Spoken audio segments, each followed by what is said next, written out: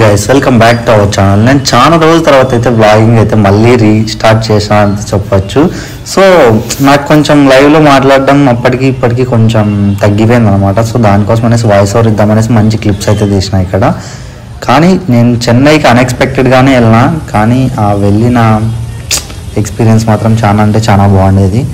ఎప్పటి నుంచినో వెళ్ళాలి అనుకుంటా అదైతే వర్కౌట్ అవ్వలేదు. ఇది మనం వెనక చూస్తున్నట్టయితే ఇది రైల్వే స్టేషన్, కానీ ఇది ఒక ఎయిర్పోర్ట్ లాగా అయితే ఉంది.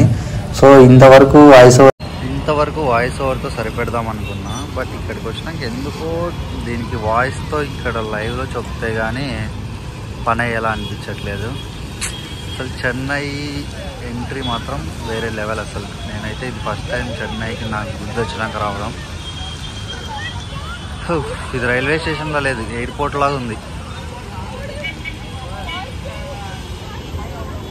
అక్కడ ఏదో బిల్డింగ్ ఉంది, ఎంఎంసీ అంట.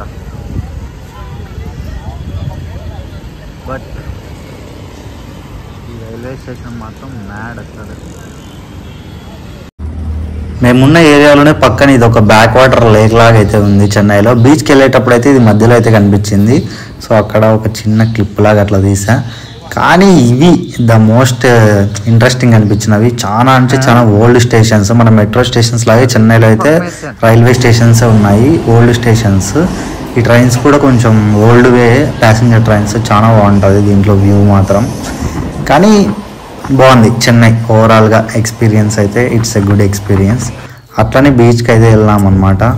సో ఇది మనకి వరల్డ్లోనే సెకండ్ లార్జెస్ట్ శాండ్ రోడ్, అంటే మనకి బీచ్లో ఏం లేకోకుండా ప్లెయిన్గా ఉన్న బీచెస్లో ఇది వరల్డ్లోనే సెకండ్ లార్జెస్ట్ బీచ్. ఫస్ట్ వచ్చేసి బంగ్లాదేశ్లో ఉంటుంది, ఇది second beach Marina beach.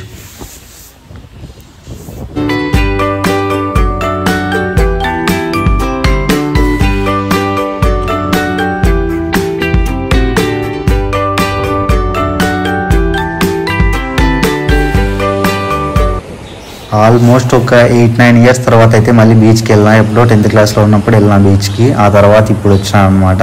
So ఆ ఫీలింగ్ అయితే కొంచెం బాగుంది. బట్ మీరు ఒకవేళ బీచ్కే వెళ్ళాలి అనుకుంటే మాత్రం ఇది అంత మెన్షన్ చేయాల్సిన బీచ్ అయితే ఏం కాదు.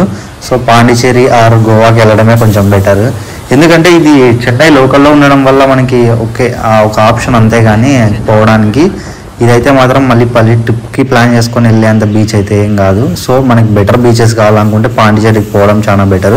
ఇక్కడ కూడా చెన్నైలో కొన్ని ప్రైవేట్ బీచెస్ అయితే ఉన్నాయి, లైక్ ఈసీఆర్ బీచ్ అని. అట్లాంటి చోట్లకి పోతే మీకు ఒకవేళ ఫోటోషూట్ కానీ అట్లాంటి దానికి బాగుంటుంది.